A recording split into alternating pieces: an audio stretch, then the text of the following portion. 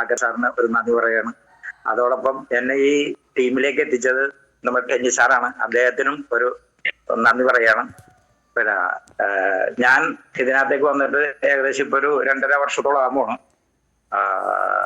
എനിക്ക് കിട്ടിയ റിസൾട്ട് തന്നെ ആദ്യം പറയാം. അപ്പൊ ആദ്യം ഗ്രേറ്റ് ലീഡേഴ്സിന് എല്ലാവർക്കും ഒരു വലിയ ഗുഡ് മോർണിംഗ് പറയാണ്, നമസ്കാരം പറയാണ്. ഇനി ഞാൻ എന്റെ റിസൾട്ടിലേക്ക് വരികയാണ്. ഞാൻ 10 വർഷം സൗദി അറേബ്യയിലും 25 വർഷം അബുദാബിയിലും ജോലി ചെയ്ത ഒരാളാണ്.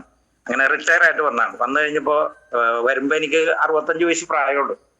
അപ്പൊ ഒരു 10 വർഷം മുമ്പ് തന്നെ അവിടെ വെച്ച് റിട്ടയർ ആണതിനും 10 വർഷം മുമ്പ് വെച്ച് തന്നെ BP-യുടെ ഗുളിക ഡോക്ടർമാർ പറഞ്ഞിട്ട് കഴിച്ചു തുടങ്ങി. 5 mg തുടങ്ങിയത്.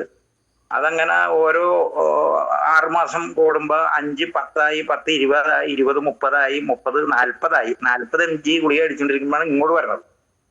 ഇങ്ങോട്ട് വന്നു കഴിഞ്ഞപ്പോ റിട്ടയറായി വന്നു കഴിഞ്ഞപ്പോ കുറച്ച് ടെൻഷനും കൂടെ കൂടി. അപ്പൊ 50 mg ഗുളിക കഴിക്കണമെന്ന് പറഞ്ഞ ഡോക്ടർ BP കൂടി കഴിഞ്ഞു കഴിഞ്ഞപ്പോ പിന്നെ എനിക്ക് മനസ്സിനും ഒരു ധൈര്യമില്ല, ശരീരത്തിനും ഒരു ഉറപ്പില്ല, യാത്ര ചെയ്യാൻ പറ്റില്ല. ഇവിടെ തന്നെ പള്ളിയിൽ പോകാൻ ഭയങ്കര ബുദ്ധിമുട്ടാണ്. കാരണം കുറച്ചു നേരം നടന്നു കഴിയുമ്പോ തല കറങ്ങണം. അങ്ങനെ ഭയങ്കര ആരോഗ്യ പ്രശ്നങ്ങൾ. ഉച്ചക്ക് ഊണ് കഴിച്ചാൽ 4 മണിക്കൂർ കിടന്നുറങ്ങണം, അല്ലെങ്കിൽ എഴുന്നേക്കാൻ പറ്റില്ല, ഭയങ്കര ക്ഷീണമാണ്. അതുപോലെ രാത്രി ഭക്ഷണം കഴിച്ചു കഴിഞ്ഞിട്ടുണ്ടെങ്കിൽ ഒരു 10 മണിയാകുമ്പോ തന്നെ കിടന്നു പോകും, അല്ലെങ്കിൽ ഒട്ടും നടക്കാൻ പറ്റില്ല. അത്ര ടയർഡായിട്ടിരിക്കുമ്പോഴാണ് ഞാൻ ഈ അവസരം എൻ്റെ കയ്യിൽ എത്തുന്നത്. അപ്പൊ ഞാൻ ഇതിനെപ്പറ്റി ഇതിന്റെ ബുക്കുകളും മീറ്റിങ്ങുകളും ഇതിനെ ഉപയോഗിച്ചിട്ടുള്ള കാര്യങ്ങളും ഒക്കെ ഇതിനെപ്പറ്റിയൊക്കെ സംസാരിച്ചു കഴിഞ്ഞപ്പോ എനിക്ക് ഇതിന്റെ പ്രോഡക്ട്സിനെ പറ്റി മനസ്സിലായി. ഞാൻ നമ്മളുടെ വെൽഹാർട്ട് എന്ന് പറഞ്ഞ ടാബ്ലറ്റ് അങ്ങനെ സ്റ്റാർട്ട് ചെയ്തു. അപ്പൊ 50 mg ഗുളിക കഴിക്കുന്നുണ്ട്, അതോടൊപ്പം വെൽഹാർട്ടും സ്റ്റാർട്ട് ചെയ്ത്. വെൽഹാർട്ട് പിന്നെ എനിക്ക് നടുവിന് പ്രശ്നം ഉണ്ടായിരുന്നു. കാരണം 5 കിലോത്തിൽ കൂടുതൽ വെയിറ്റ് എടുക്കാൻ പാടില്ല എന്നാണ് ഡോക്ടർ പറഞ്ഞേക്കുന്നത്. ജീവിക്കാൻ പറ്റും, 5 കിലോത്തിൽ കൂടുതൽ വെയിറ്റ് എടുക്കാൻ പാടില്ല എന്ന് പറയുന്നത് നമുക്ക് ജീവിക്കാൻ പറ്റില്ല. എന്നെ സംബന്ധിച്ച് ബുദ്ധിമുട്ടാണ്. അപ്പൊ പിന്നെ ചൂടുവെള്ളത്തിൽ കുളിച്ചോളണം. ഒരു പച്ചവെള്ളത്തിൽ കുളിച്ചു കഴിഞ്ഞാൽ നടു പിടിച്ചു കഴിഞ്ഞാൽ പിന്നെ നമുക്ക് ഇരിക്കാനും നിൽക്കാനും നടക്കാനും പറ്റാത്ത അവസ്ഥയായി. ഇങ്ങനെ ഇരിക്കുമ്പോഴാണ് നമ്മളുടെ ഈ വെൽഹാർട്ട് കണ്ടിന്യൂ ഞാൻ കഴിച്ചു. പിന്നെ നോവേദന ക്യാപ്സൂള്, നാക്സിയം, സ്പൈറലിന ഗോൾഡ്, പിന്നെ ലിവാഗൈൻ ടാബ്ലറ്റ്, ഇമ്മ്യൂണോ 3, ഇത് ഞാൻ സ്ഥിരമായിട്ട് അങ്ങോട്ട് കഴിച്ച് കഴിഞ്ഞ് ഒരു 3 മാസം കഴിഞ്ഞപ്പോ തൊട്ട് എൻ്റെ BP കൺട്രോളായി. അപ്പൊ എനിക്ക് മറ്റേ ഗുളിക കഴിച്ചിട്ട് പറ്റില്ല, കാരണം 50 mg ഗുളികയല്ല, അത് പകുതി കഴിച്ചിട്ടും പറ്റില്ല. അങ്ങനെ അതങ്ങോട്ട് നിർത്തി. 3-4 മാസം കഴിഞ്ഞപ്പോ കംപ്ലീറ്റ് ഗുളിക അങ്ങോട്ട് നിർത്തി. ഇപ്പൊ ഒരു ഗുളികയും കഴിക്കണില്ല. ഈ നമ്മളുടെ വെൽഹാർട്ട് രാവിലെയും വൈകിട്ടും കണ്ടിന്യൂ കഴിച്ചുകൊണ്ടിരിക്കുന്നു. അപ്പൊ എന്റെ കൊളസ്ട്രോൾ ഉണ്ടല്ല 250 താഴത്തോട്ട് വരുന്ന പ്രശ്നമില്ല. അതായത് അതൊരു 10-15 കൊല്ലമായിട്ട് അങ്ങനെ തന്നെയാണ്. ഞാൻ ഈ വെൽഹാർട്ട് നമ്മളുടെ ഈ പ്രോഡക്ട്സ് ഒക്കെ കഴിച്ച് ഞാൻ ലാബിൽ ചെന്ന് ഒരു പ്രാവശ്യം ചെക്ക് ചെയ്ത് കഴിഞ്ഞപ്പോ ഉണ്ടല്ല എന്റെ കൊളസ്ട്രോള്, ടോട്ടൽ കൊളസ്ട്രോള് 157. 250 താഴെ വരാവുന്ന കൊളസ്ട്രോള് ഇത് കണ്ടിന്യൂ കഴിച്ചു കഴിഞ്ഞപ്പോ 157 വന്നു. അപ്പൊ പിന്നെ LDL കുറഞ്ഞു, ഹൈ ഡെൻസിറ്റി നല്ല കൊളസ്ട്രോൾ കൂടി, ഹൈ ഡെൻസിറ്റി കൊളസ്ട്രോൾ കൂടി. അപ്പൊ പിന്നെ എനിക്ക് ഭയങ്കര പേടിയായിരുന്നു ഒറ്റക്ക് വീട്ടിൽ നിൽക്കാനായിരുന്നു. രാത്രി വൈകിട്ട് ഒരു 6 മണി കഴിഞ്ഞാൽ വീട്ടിൽ ഒറ്റക്ക് നിൽക്കുമ്പോ കൈയൊക്കെ വിറക്കുമായിരുന്നു. പക്ഷെ ഈ പ്രോഡക്റ്റ് കഴിച്ചവരുടെ ഉണ്ടല്ല ഇനിയിപ്പോ അപ്പൊ ഞാൻ ഈ കൈയും കാലും ഒക്കെ കുറക്കാൻ നേരത്ത് ആരെങ്കിലും അനിയനോട് അല്ലെങ്കിൽ ചേട്ടന്മാരുടെ മക്കളോ ചേട്ടനെ വിളിച്ചു പറഞ്ഞിട്ട് അവരുടെ പിള്ളേര് വന്ന് ആരെങ്കിലും ഒരാൾ വീട്ടിലുണ്ടായാൽ എനിക്ക് ധൈര്യമായി. ഇപ്പൊ അങ്ങനെ ഒരു വിഷയവും ഇല്ല. നല്ല ധൈര്യം.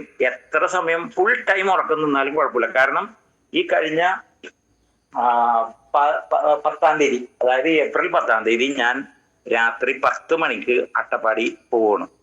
10 മണിക്ക് ഇവിടെ ബസ്സിൽ കയറിയിട്ട് വെളുപ്പിന് 4 മണിക്കാണ് അട്ടപ്പാടി ചെല്ലുന്നത്. ഫുൾ നൈറ്റ് ഉറക്കം നിന്നാണ് ചെല്ലുന്നത്. ബാക്കി എല്ലാവരെങ്കിലും വണ്ടി കിടന്ന് ഉറങ്ങിയാണ്. എനിക്ക് ഒരു ക്ഷീണമില്ല. ഞാൻ അവിടെ ചെന്ന് കുളിച്ച് നമ്മളുടെ പ്രഭാത കർമ്മങ്ങളൊക്കെ കഴിഞ്ഞിട്ട് നേരെ പള്ളിയിൽ ചെന്നിട്ട് വൈകിട്ട് 4 മണിക്കാണ് അവിടെ നിന്ന് തിരിച്ചു വന്നത്. ഇവിടെ വന്നപ്പോ 11:30 മണിയായി. ഒരു ക്ഷീണമില്ല. നേരത്തെ ആണെങ്കിലുണ്ടല്ലോ ഇങ്ങനെ ഒന്ന് യാത്ര ചെയ്യാനെ പറ്റി ആലോചിക്കാനും കൂടെ പറ്റില്ല. അപ്പൊ നമ്മളുടെ പ്രോഡക്ട്സിന്റെ പവർ എന്ന് വെച്ച് കഴിഞ്ഞിട്ടുണ്ടെങ്കിൽ ഹൈ പവറാണ്. സൈഡ് എഫക്റ്റും ഇല്ല. കാരണം ഇത് കഴിക്കണം. ഇപ്പൊ 3 വർഷമായിട്ട് ഞാൻ ഹോസ്പിറ്റലിന്റെ പടി കയറിയിട്ടില്ല. മറ്റേതെന്ന് വെച്ച് കഴിഞ്ഞാൽ 2 മാസം 3 മാസം കൂടുമ്പോ രാത്രി 12 മണി 1 മണി 2 മണിയാകുമ്പോ ഉറക്കമില്ലാതെ ശരീരം വേർത്ത് മകനോട് പറയുമ്പോ മകൻ എന്നാ ഇവിടെ മഞ്ഞുമേല് സെന്റ് ജോൺസ് ഹോസ്പിറ്റൽ എന്ന് പറഞ്ഞൊരു ഹോസ്പിറ്റൽ, അവിടെ കൊണ്ടുവരും. അവർ ഐസിയുവിൽ കയറ്റും. അത് കഴിഞ്ഞാൽ അപ്പൊ തന്നെ ECG എടുക്കും. അവര് കുറച്ച് ഗുളികളൊക്കെ തന്നിട്ട് പറയും രാവിലെ വന്നിട്ട് കാർഡിയോളജിയിൽ റിപ്പോർട്ട് ചെയ്യാൻ പറയും. ഇങ്ങനെയാണ് കുറച്ച് 2 വർഷങ്ങൾ പോയിക്കൊണ്ടിരുന്നത്. നമ്മളുടെ പ്രോഡക്ട്സ്, അതായത് നമ്മളുടെ MIയുടെ പ്രോഡക്ട്സ് ഉപയോഗിക്കാൻ തുടങ്ങിയപ്പോ ഹോസ്പിറ്റലിൽ പോണ ഒരു വിഷയം ഇന്ന് വരെയും വന്നിട്ടില്ല. ഇനി പോകാൻ ഉദ്ദേശിക്കണമില്ല. കാരണം ഇത് കഴിച്ചാൽ മതിയല്ലോ, ഇത് നമ്മളുടെ കയ്യിലിരിക്കാനല്ല. ഈ പ്രോഡക്ട്സ് കഴിച്ചു കഴിഞ്ഞാൽ പിന്നെ നമുക്ക് പേടിക്കേണ്ട കാര്യമില്ല. അപ്പൊ ഇപ്പൊ നമ്മൾ ദൂരെ എവിടെയെങ്കിലും പോവുകയാണെങ്കിൽ ഇതിന്റെ കുറച്ച് പ്രോഡക്ട്സ് ഒക്കെ ഉണ്ടാവും. അപ്പൊ BP കൂടിയെന്ന് വെച്ചോ, ഒരു പ്രാവശ്യം ഊട്ടിയിലല്ല ഗോവയിൽ ചെന്ന് കഴിഞ്ഞപ്പോ BP കുറയണില്ല. രാത്രി 11 മണിയായിട്ടും BP കുറയണില്ല. അപ്പൊ അവിടുത്തെ കാലാവസ്ഥ ഒത്തിരി തണുപ്പാണല്ലോ. അപ്പൊ അവിടെയൊക്കെ ഭയങ്കര മഞ്ഞും ഇതൊക്കെ ഉള്ള സ്ഥലത്തൊക്കെ നമ്മൾ പകലൊക്കെ നടന്നിട്ട് രാത്രി ഉറക്കം ശരിയാണല്ല, BP കയറിയിരിക്കാൻ. അങ്ങനെ ഞാൻ 95 കഴിക്കണം. ഇത് വെൽഹാർട്ട് ഈരണ്ടെണ്ണം വെച്ചാണ് കഴിക്കണത് 1 മണിക്കൂർ വെച്ച്. ഒരു ഇതില്ല. അപ്പൊ എന്റെ മനസ്സിൽ പറയുന്നു, ഫിലിപ്പേ ഇമ്മ്യൂണോത്രി എടുത്ത് അങ്ങോട്ട് കഴിക്കാൻ പറഞ്ഞു.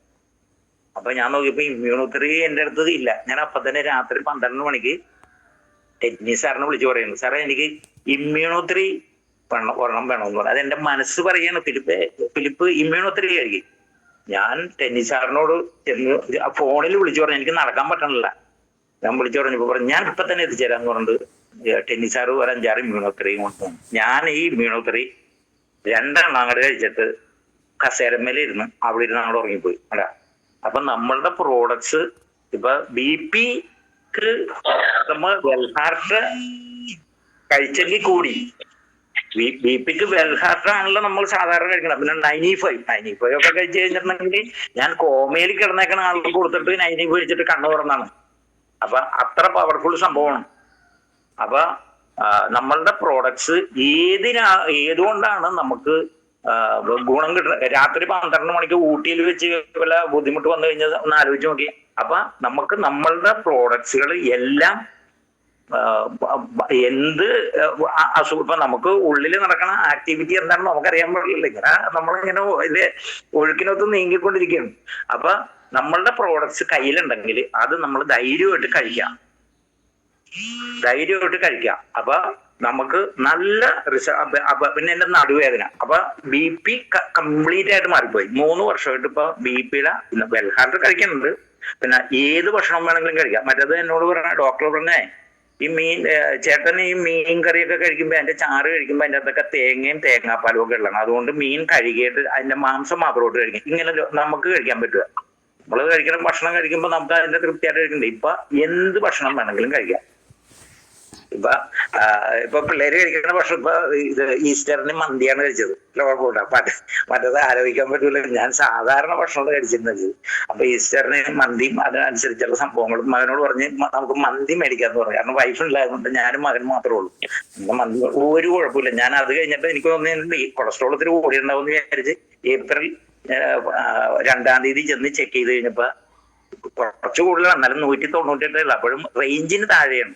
അല്ല, അപ്പൊ നമ്മളുടെ പ്രോഡക്ട്സ് എന്ന് പറഞ്ഞു കഴിഞ്ഞാൽ അമേസിങ് പ്രോഡക്ട്സ് ആണ് എല്ലാം. അപ്പൊ നടുവേദന, അപ്പൊ ഞാൻ നമ്മുടെ നാച്ചിയും നോവേദന ക്യാപ്സ്യൂളും പിന്നെ ലിവാഗൈൻ വെൽഹാർട്ട് അങ്ങനെയുള്ള സംഭവങ്ങൾ സ്ഥിരമായിട്ട് കഴിക്കുന്നതുകൊണ്ട് എന്റെ നടുവിന് നല്ല ബലമാണ്. 5 കിലോ കൂടുതൽ വെയിറ്റ് എടുക്കാൻ പാടില്ലെന്ന് പറഞ്ഞാൽ ഞാൻ ഇപ്പൊ 5 kilo 10 kilo 20 kilo 30 kilo 40 kilo 50 kilo weight വരെ എനിക്ക് പോക്കാം. എന്റെ പ്രായം കൂടെ നോക്കണം. ഇപ്പൊ 69 വയസ്സുണ്ട്, മനസ്സിലായേ. കാരണം എനിക്ക് ജൈവവളത്തിന്റെ ഒരു കടയുണ്ട്. അപ്പൊ അതിനകത്ത് എല്ലുപൊടിയും വേപ്പും പിണ്ണാക്കും 52 കിലോ വെയിറ്റിലാണ് വരണത്.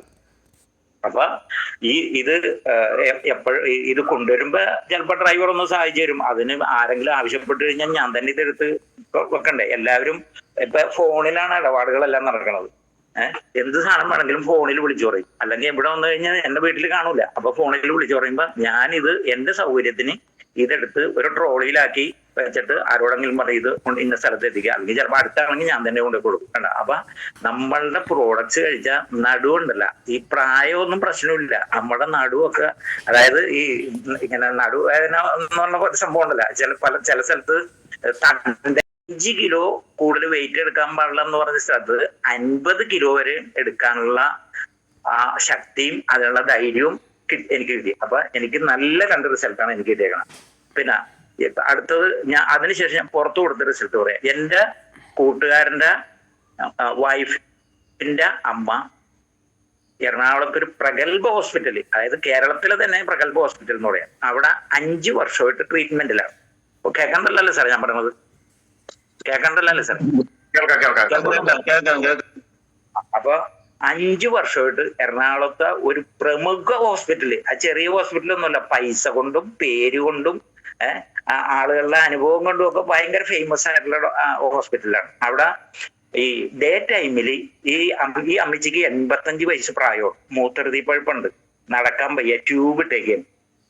അപ്പൊ ഈ അമ്മച്ചിനെ ഡേ ടൈമിൽ നോക്കണത് എന്റെ സ്നേഹിതന്റെ വൈഫാണ്. അപ്പൊ അവര് 5 വർഷമായിട്ട് രാവിലെ 7 മണി തൊട്ട് വൈകിട്ട് 7 മണി വരെയും ഹോസ്പിറ്റലിൽ നിൽക്കുന്ന ഡ്യൂട്ടിയാണ് അവർക്ക്.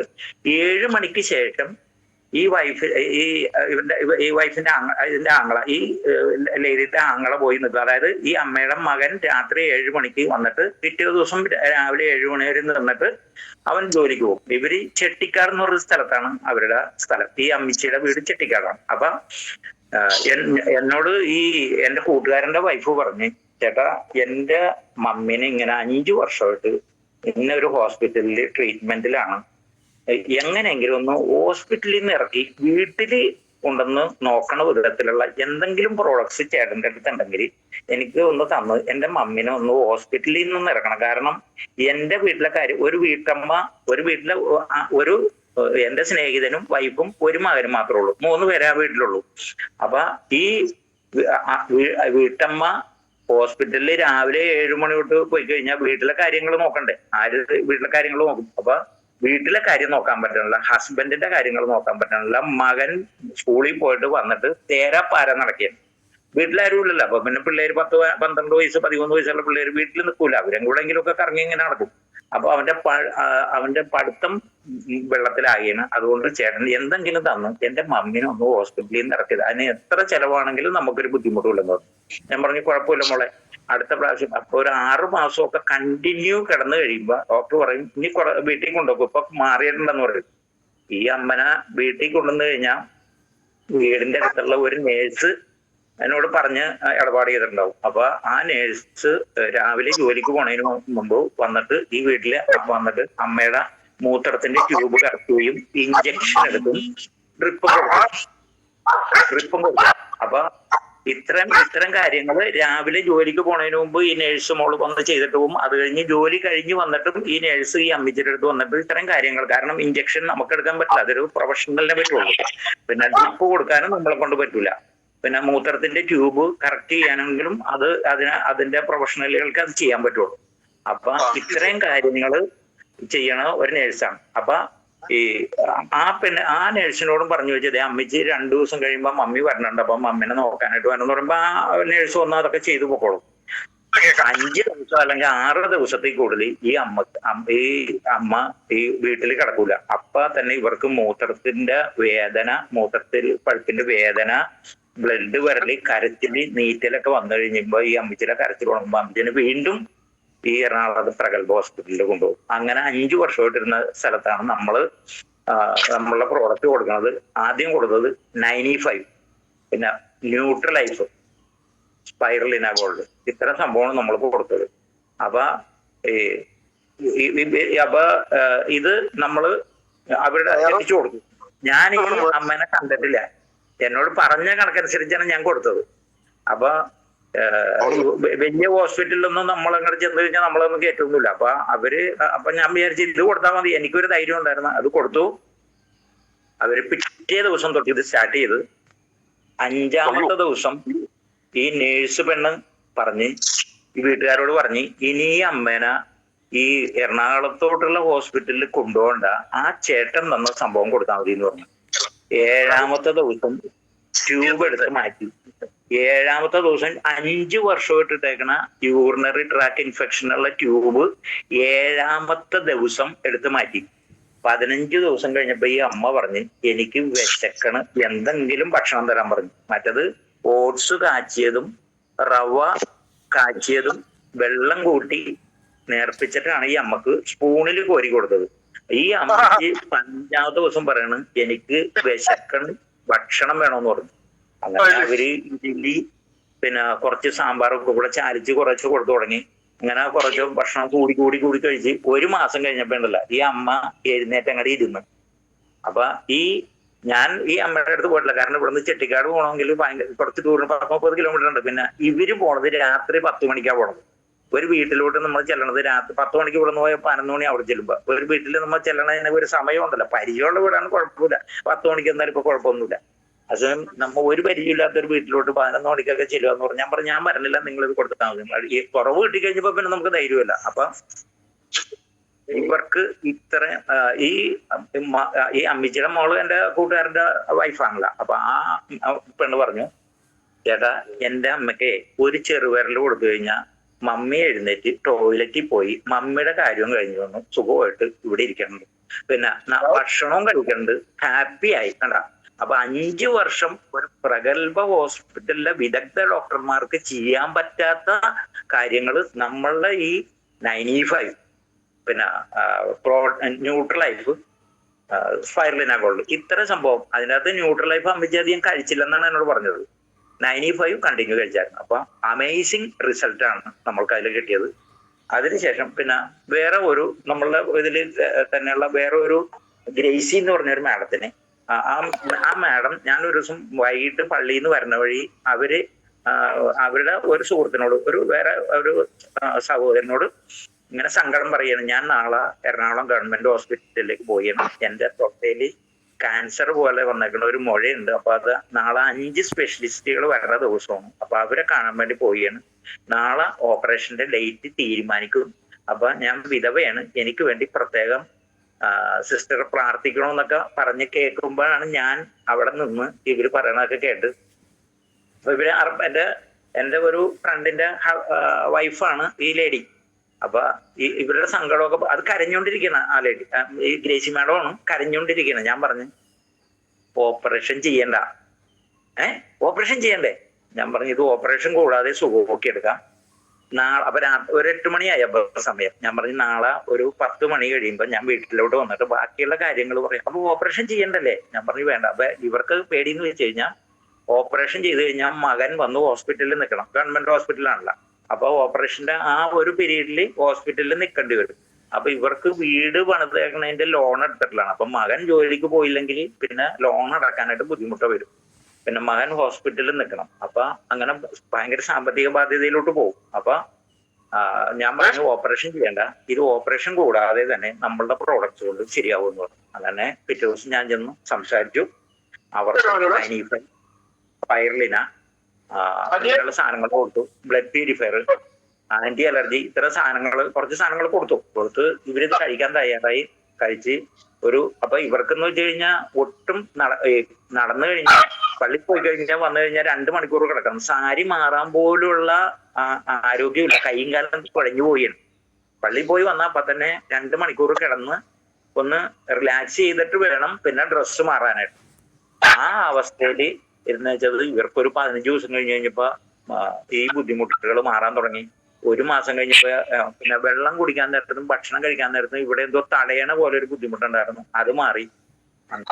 പിന്നെ 2 മാസം കഴിഞ്ഞപ്പോ ചെക്ക് ചെയ്ത് കഴിഞ്ഞപ്പോ നല്ല വ്യത്യാസമുണ്ട്. ഇപ്പൊ അവര് നമ്മളുടെ ഇതില് ഗ്രേസി മാഡം നമ്മളുടെ ഇതില് അസോസിയേറ്റ് ചെയ്ത് നമ്മളുടെ ഇതിൽ വർക്ക് ചെയ്തുകൊണ്ടിരിക്കുകയാണ്, നല്ല രീതിയിൽ വർക്ക് ചെയ്തുകൊണ്ടിരിക്കുകയാണ്. അപ്പൊ അവർക്ക് നല്ല ആരോഗ്യം. ഇപ്പൊ ഈ 6 മാസത്തെ ഒരു ഏകദേശം ഒരു 8-9 മാസത്തോളമായി. ഇപ്പൊ ഇത്തരം ആയിട്ടും അവർക്ക് യാതൊരു ശാരീരിക ബുദ്ധിമുട്ടുമില്ല, എല്ലാം നല്ല രീതിയിൽ പൊക്കൊണ്ടിരിക്കുകയാണ്. നല്ല ഹാപ്പിയാണ്, നടക്കുകയും ചെയ്യാം, ദൂരയാത്രയും ചെയ്യാം. ഊട്ടിയിലൊക്കെ വന്നിട്ടുണ്ടായിരുന്നു കക്ഷി. പിന്നെ അടുത്തത് എന്റെ പരിചയത്തിൽ തന്നെ ഉള്ള ഒരു 52 വയസ്സുള്ള ഒരു കക്ഷി. പുള്ളിക്ക് നടക്കുമ്പോ ഒരു കാല് ഈ വലത് കാല് ഇങ്ങനെ വെർട്ടിക്കലായിട്ടാണ് കുത്തണം. അപ്പൊ ഈ ബാലൻസ് കിട്ടൂല. കാരണം വെർട്ടിക്കലായിട്ട് വരുമ്പോ, അതായത് പാദത്തല്ല, തള്ളവിരല് മാത്രമേ നിലത്ത് മുട്ടുള്ളൂ. മറ്റേ കാലിന്റെ ഉപ്പൂറ്റിയുടെ ഭാഗം തറയിൽ മുട്ടൂല. അപ്പൊ ജമ്പ് ചെയ്താണ് ഇദ്ദേഹം നടക്കണത്. അപ്പൊ ഒരു 50 മീറ്റർ നടന്നു കഴിയുമ്പോ ഇവൻ ടയർഡായി പോകും. അവന് ഒരു സൈഡ് പാരലൈസിന്റെ ബുദ്ധിമുട്ടുള്ളതാണ്. അപ്പൊ അതിന് 2 ഓപ്പറേഷൻ, ഒരു 9 വയസ്സിലും ഒരു 11 വയസ്സിലും 2 ഓപ്പറേഷൻ ചെയ്താണ് ഇതൊന്ന് ശരിയാവാൻ വേണ്ടി. അപ്പൊ അത് ശരിയായില്ല. അപ്പൊ ഞാൻ ഇത് ഇങ്ങനെ വയ്യാത്ത ഒരാളാണല്ലോ. അപ്പൊ ഞാൻ ഇവന്റെ മദറിനോട് ഞാൻ പറഞ്ഞു, ചേച്ചി ഇങ്ങനെ എൻ്റെ അടുത്ത് ഒരു തൈലം ഉണ്ട്, കഴിക്കാനുള്ള സംഭവമൊക്കെ ഉണ്ട്, എന്നാലും ഒരു തൈലം ഉണ്ട്, ആ തൈലം ഇട്ടൊന്ന് ചൂടാക്കി പുരട്ടി കഴിഞ്ഞു കഴിഞ്ഞാൽ ഇവന്റെ ഈ ബുദ്ധിമുട്ട് മാറി ഇവൻ നോർമൽ ആവുമെന്ന് പറഞ്ഞു. അപ്പൊ ആ ചേച്ചി എന്നോട് പറയണേ, ഫിലിപ്പ് 9 വയസ്സിലും 11 വയസ്സിലും 2 മേജർ ഓപ്പറേഷൻ കാലിന് ചെയ്താണ്. അത് ശരിയാകാത്ത അടുത്താണ് ഫിലിപ്പ് ഈ കൊണ്ടുവന്ന് ഈ തൈലം കൊടുക്കാൻ പോണേന്ന് ചോദിച്ചു. ഞാൻ പറഞ്ഞു, ചേച്ചിക്ക് എന്നെ വിശ്വാസം ഉണ്ടാന്ന് ചോദിച്ചു. ആ ഫിലിപ്പിനെ നമുക്ക് വിശ്വാസം, എന്നാൽ ഞാനിത് കൊടുക്കുകയെന്ന് പറഞ്ഞു. അന്ന് കൊടുത്തോളാൻ പറഞ്ഞു.